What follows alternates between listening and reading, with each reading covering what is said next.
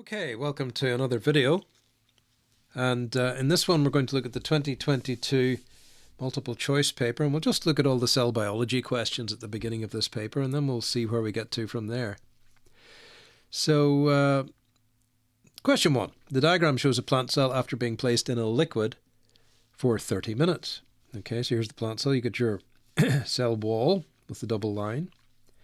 We have this strange star-shaped structure, and what this is the cell has had its vacuole shrunk and the whole thing is pulled away from the cell wall. But in plant cells there are connections between cells across the cell wall, and the plant cell can't just get rid of those connections, so it gets into this characteristic star shape.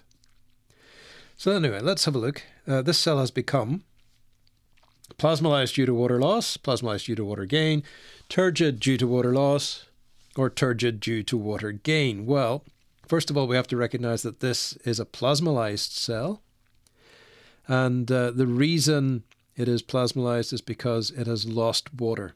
So the answer is going to be A, plasmolyzed due to water loss. Okay.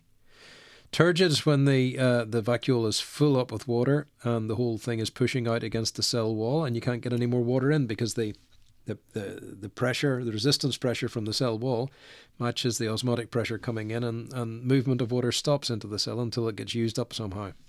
Okay, question 2. The following statements relate to the transport of molecules across membranes. 1. Energy is required. 2. Molecules move from an area of high concentration to an area of low concentration. And 3. Membrane proteins are involved. Okay, which of these statements apply to active transport? Well, active transport requires energy, so 1 is going to be true. Molecules move from an area of high concentration to an area of low concentration. Well, no, that would be diffusion because they'll run down the concentration gradient from high to low, so 2 is not relevant. 3. Membrane proteins are involved. Proteins are the thing that will do the transport of the molecule from one side of the membrane to the other. So we want 1 and 3 only, and that's going to give us answer B, 1 and 3 only. Energy is required and membrane proteins are involved. Okay, let's move on. Oh, here's a big one. Question 3. In an investigation into the effects of different solutions on plant cells, a beetroot cylinder was dried with a paper towel, weighed and placed in a concentrated salt solution. After 30 minutes, the beetroot cylinder was removed from the salt solution, dried and reweighed. It was then placed in water for 30 minutes, removed, dried and reweighed. Which row in the table shows the most likely results? Okay, that's rather complicated. So we start off with an initial mass, right? Then we have a mass after the 30 minutes in salt and a mass after the 30 minutes in water. Okay, well, what's going to happen in the salt solution? Let's see if we can track this through. What's going to happen in the salt solution? Concentrated salt solution is low water concentration. That means you get high water concentration in the cell, and that's going to move out of the cell by osmosis into the salt solution.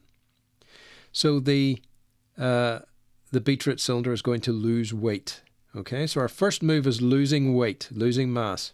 All right, so which ones of these are losing mass? Well, this one's gaining mass, this one's gaining mass, this one's losing mass, and this one's losing mass. So we're going to eliminate that one and that one because they're gaining mass.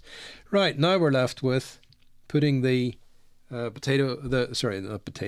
beetroot. We often do this experiment with potatoes. They're cheaper than beetroots. Beetroot cylinder is removed from the salt solution, dried and reweighed, and then placed in water for 30 minutes, removed and dried. So the water concentration is higher outside the cell now than inside the cell, so the water is going to move back into the cell from high to low, high outside the cell to low inside the cell.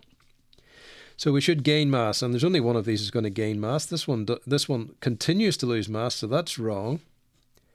That has to be right, so C has to be our correct answer.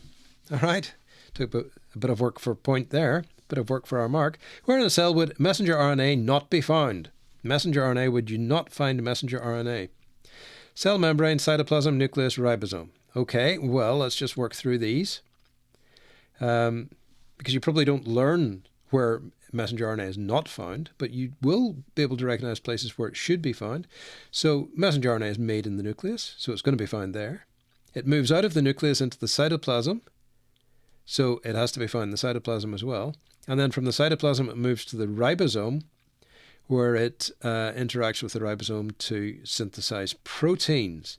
So that means that out of these 4 choices, A is the one that we want to choose, because that's not part of that story. I wouldn't necessarily say 100% you wouldn't find messenger RNA in the cell membrane or somewhere near the cell membrane, but in this particular case, these are definitely places you will find messenger RNA. So we're going to give cell membrane as our answer. All right, the diagram represents, get myself all mixed up, the diagram represents 3 stages in an enzyme-controlled reaction. There's 1, 2, 3. Which row in the table identifies the labeled structures? All right, let's see if we can figure this out. What do we have here? We have an enzyme. Okay. And we have this molecule here. This is the enzyme. We have this molecule here and this molecule here, which are substrate molecules. Okay. And they will fit somehow into the enzyme. Here it is. And they fit into the active site of the enzyme. So this bit here is the active site, the right shape for the molecules. And then we get a reaction breaking these 2 molecules apart. Bringing those 2 molecules together. This is a synthesis reaction. And we release a product N. So what are the options? We've got substrate, enzyme, product. Okay, well, L and M are both substrates. So N and K are not substrates. So A and D are still in. So that's definitely wrong. K is the enzyme. N is the product. Okay, and then we move along to. So we've got this one or this one, L or M. So which is the enzyme? Well, K is the enzyme, so that has to be correct. That's wrong. So it's going to be D. N is the product. Excellent. Let's move on.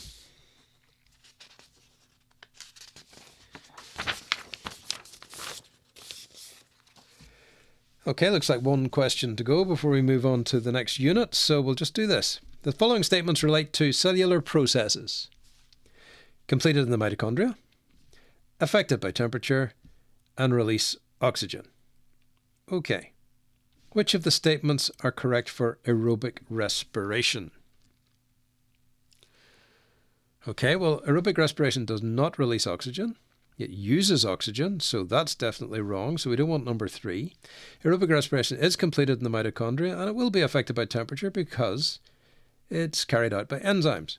And even if it doesn't speed up or slow down, because there's a lot of canalization between the enzymes, even if it doesn't speed up or slow down, if you denature the enzymes, it's going to affect respiration. So you can stop the respiration with temperature. So it's definitely affected by temperature. So we're going to go for 1 and 2 only. It's not going to release oxygen. 1 and 2 only gives us A. And we like that answer. And we're all good. Next one is Unit 2. We'll move on to that another time. Hope you enjoyed the video. I'll see you next time.